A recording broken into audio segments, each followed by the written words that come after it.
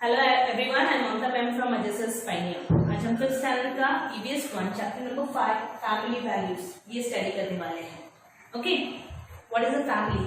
We all live in a family. हम एक family में रहते हैं जहाँ पे हमारे parents, grand parents, uncle aunt, हमारे सिबलिंग्स, भाई बहन को सिबलिंग्स बोलते हैं। हम एक साथ रहते हैं। या तो तुम ज्वाइंट फैमिली में रहते होंगे या तो इंडिविजुअल फैमिली में रहते होंगे।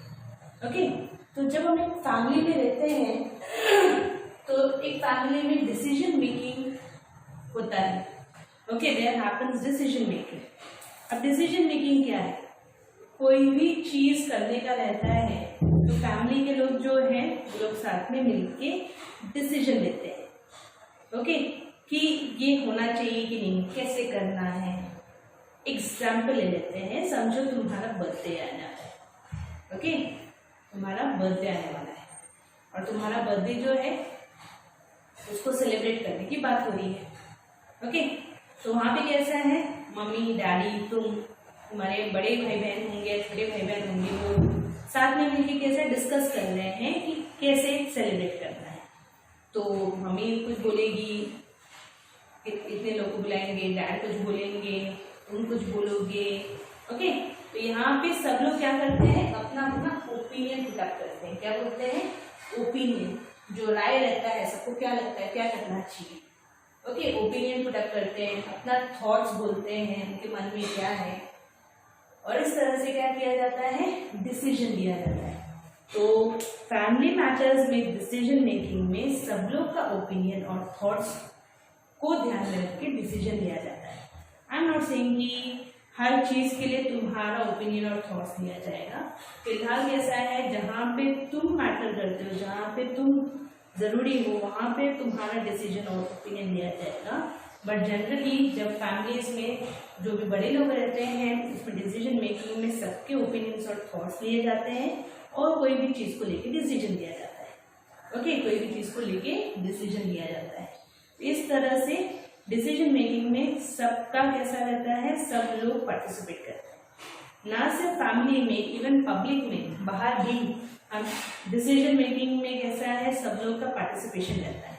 जैसे अगर हम बात करते हैं हमारे गवर्नेंस की, तो गवर्नमेंट का कोई भी बड़ा, अगर समझो कोई स्कीम चालू करना है, लोगों को बिल पास करना है, लॉ बनाना है, तो उसके लिए पहले ना पब्लिक को क्या किया जाता है, पब्लिक का व्यू पूछा जाता है। ओके, पब्लिक का व्यू पूछा जाता है, उसको लोग इंटरनेट में, न्यूज़पेपर में उसको छापते हैं कि पब्लिक का व्यू चाहिए। ओके, एंड अपना अपना तुम व्यूज प्रोवाइड करो इंटरनेट के थ्रू। ओके, ये वेबसाइट के थ्रू। तो लोगों को क्या है, लोग अपना जो भी व्यू है, जो भी उनका सोच है, वो टॉपिक के ऊपर वो लोग अपना सोच बता सकते हैं। तो इस तरह से पब्लिक भी पार्टिसिपेट करता है डिसीजन मेकिंग में। अब जैसे हमको कोई भी इलेक्शन रहता है, इलेक्शन में क्या किया जाता है, लेट मी टेल यू। जैसे अगर समझो हमारे यहाँ का जनरल जो सिटी है उसका इलेक्शन है। ओके, सिटी के इलेक्शन के लिए कॉर्पोरेटर्स जो रहते हैं उनको इलेक्ट किया जाता है। अब ये कॉर्पोरेटर्स क्या करते हैं, हमारा एक जो वार्ड है, ओके, हमारे जो एरिया है, ओके, उसको वार्ड्स में डिवाइड किया है। तो वार्ड का एक कॉर्पोरेटर रहता है। तो हम लोग क्या करते हैं, इलेक्शन के टाइम पे जो अडल्ट है 18 ईयर्स अबव, वो लोग क्या करते हैं, हमारे यहाँ पे बहुत सारे लिस्ट रहते हैं कि कौन कौन कॉर्पोरेटर के इलेक्शन के लिए फाइट कर रहा है। तो हम जाके इलेक्शन के टाइम पे उनको क्या करते हैं, वोट करते हैं। ओके, डिपेंडिंग अपॉन वो पर्सन कैसा है, उन्होंने पहले भी वो कॉर्पोरेटर थे क्या, काम कैसा किया है उन्होंने, उसके हिसाब से हम उनको वोट करते हैं। और वो कॉर्पोरेटर जो है बाद में कैसा है, for a period of time 5 years के लिए हमारे यहाँ पे क्या करते हैं, he works as a corporator. जो भी हमको प्रॉब्लम रहता है हमारे वार्ड का, तो वो हमारे वार्ड का प्रॉब्लम सॉल्व करते हैं। इस तरह से यहाँ पे भी पब्लिक जो है डिसीजन मेकिंग में हेल्प करता है।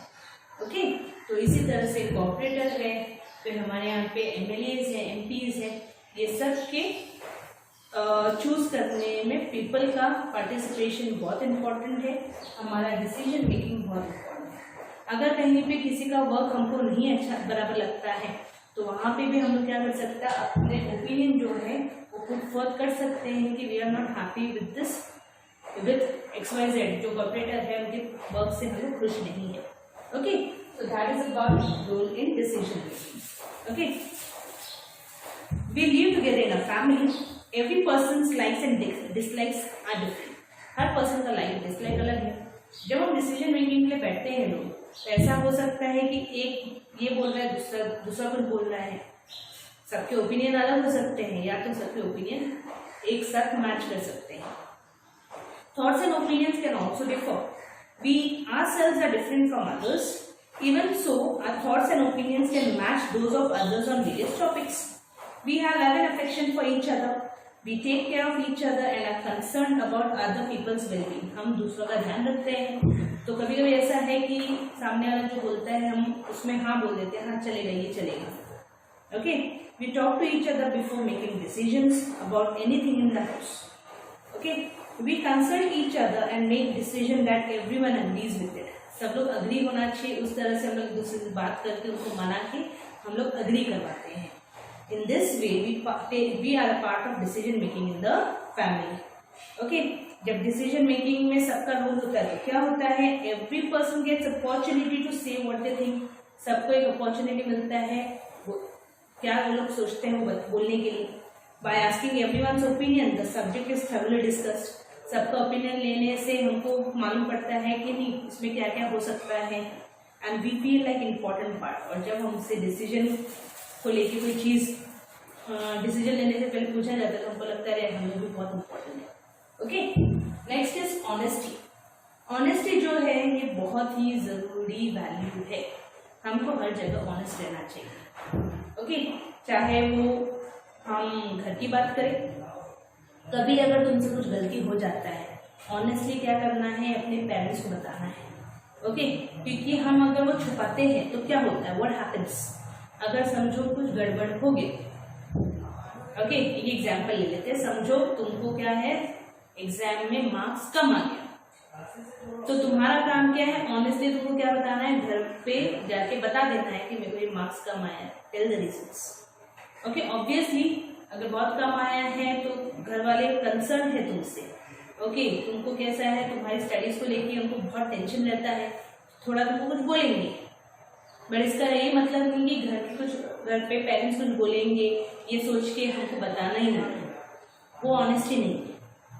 ऑनेस्टी क्या होता है, जो भी रहता है तुम्हारे साथ, तुम कुछ भी अगर प्रॉब्लम रहता है तो तुमको क्या करना चाहिए, जाके बात करना चाहिए.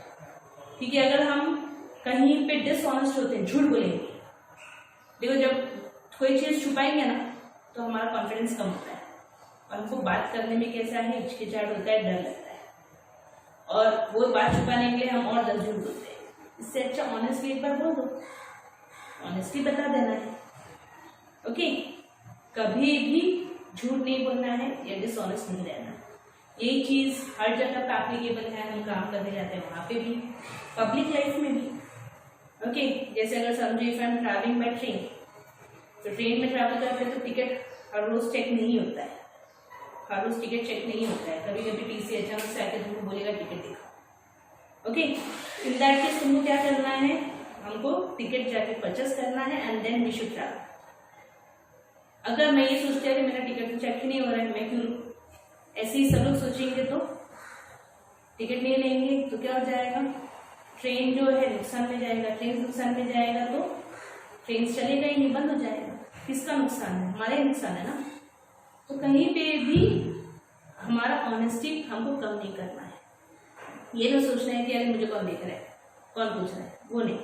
We should be honest in our life. हमको हमारे लाइफ में ऑनेस्ट रहना है, भले ही हमको कोई देख रहा है या नहीं देख रहा है, कोई पूछ रहा है नहीं पूछ रहा है, we should be honest. Okay, then advantages of cooperation.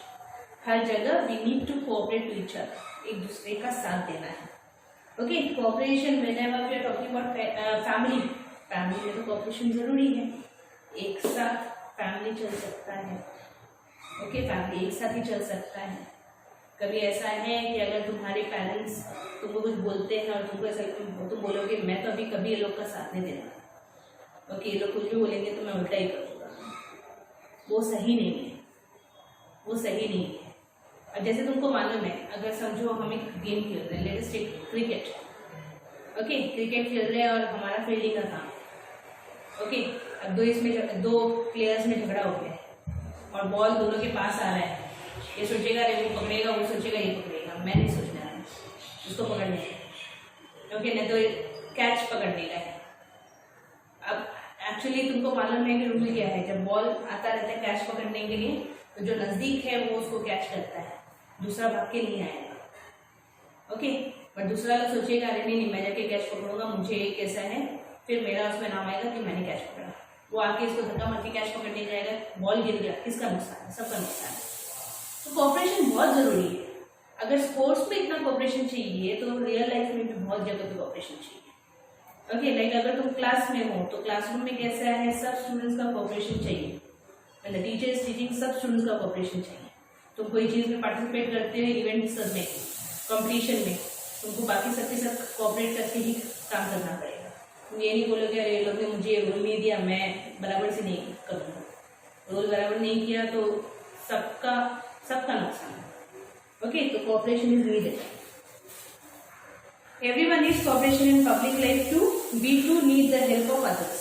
कोई भी इवेंट, रैली और फेयर्स, पार्टी ये सब ऑर्गेनाइज करने के लिए हमको सबका कोऑपरेशन चाहिए। ओके, देन आता है tolerance. We should be tolerant. Tolerant मतलब हमको क्या करना चाहिए, पेशेंस रखना जरूरी है। ओके, सबका बात सुनने को आना चाहिए। जब तुमसे कोई कुछ बोलता है पेशेंटली, टॉलरेंटली उसका बात सुनो। ऐसा नहीं कि तुमको नहीं जमा तो उसको डिश में बना कर देगा, मैं नहीं सुना था ऐसे नहीं चलता है। ओके, घर पे तुम बोलते होगे तुम्हारे पेरेंट्स को, लेकिन कैसा हो जाता है मालूम है, घर के लोग तुमको समझ के लेंगे। जब तुम बाहर जाओगे, फ्रेंड्स ये सबसे बात करोगे, उनके साथ ऐसा बिहेव करेंगे तो तुम्हारे फ्रेंड्स तुमसे फ्रेंडशिप तोड़ देंगे। We need to be tolerant. और देखो हम कैसे मालूम है, we live in a country जहाँ पे भी है different religion, different caste, different languages, people from different region, अलग अलग जगह से लोग आते हैं। हम ऐसे जगह पे रहते हैं तो हमको सबसे टॉलरेंट रहना पड़ेगा, हमको सबसे टॉलरेंट रहना पड़ेगा। ओके, इमेजिन करो वी लिव इन सच, मैं अगर वो रीजन से आई हूँ जहाँ पे कैसा होली नहीं मनाते, जहाँ पे होली नहीं मनाते। Okay, we don't celebrate Holi.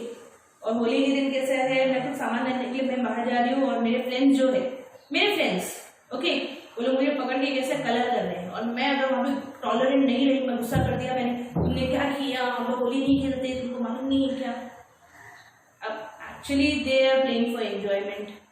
Okay, तो वहाँ पे कैसे थोड़ा टॉलरेंट रहना पड़ेगा, वहाँ पे थोड़ा तो टॉलरेंट रहना पड़ेगा। They are playing for enjoyment, वो लोग चाहते थे कि मैं भी एंजॉय करूँ इसलिए कर रहे हैं। ओके, तो वहाँ पे मुझे थोड़ा टॉलरेंट रहना पड़ेगा। या तो अगर वो फ्रेंड्स है उनको मालूम है कि ये लोग इसमें खेलते ही नहीं है, ओके, तो मत उसको लगाओ। वहाँ पे कैसा है, थोड़ा सा हमको कैसा पेशेंस सिखाना पड़ता है, उसको बोलते हैं टॉलरेंस। अगर टॉलरेंस नहीं रहेगा, लोगों में आपस में झगड़ा ही चलता रहेगा और कोई भी पीसफुली नहीं रहेगा। Okay, we all have some faults, हम सब में सबसे गलती होता है। We improve on these faults with the help of family and friends. हम सबसे गलती होता है, हमारे फ्रेंड्स और फैमिली हमारा गलती सुधारते हैं और हम इम्प्रूव करते हैं। We may not agree with each other every time. हर बार जरूरी नहीं है जब हम कोई भी चीज को लेकर बात कर रहे हैं हम हमेशा हाँ बोले, कभी कभी उसका बात हमको नहीं जमेगा। Sometimes there are disagreements even between friends. Friends के बीच में भी क्या होता है, ऐसा होता है कि वो जो बोल रहा है मेरे को नहीं जम रहा है। At such times, we must try to understand the point of view of others instead of insisting that only our point of view is correct. कभी कभी ऐसा हो जाता है कि सामने वाला जो बोल रहा है हमको हाँ में हाँ करना पड़ता है, डिसीजन में उसको हाँ बोलना पड़ता है।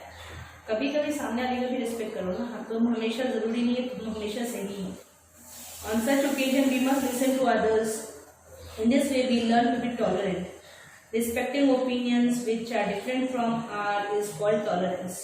जब दूसरे का व्यूज ओपिनियंस हम रिस्पेक्ट करते हैं उसको क्या बोलते हैं, टॉलरेंस। ओके, तो टॉलरेंस रहेगा तब जाके हम कैसा है, हम ऐसे लोगों के साथ रह सकते हैं जो different religion, different caste, different language, different region से बिलोंग करते हैं और उनके साथ हम पीसफुली रह सकते हैं। Okay, then comes gender equality.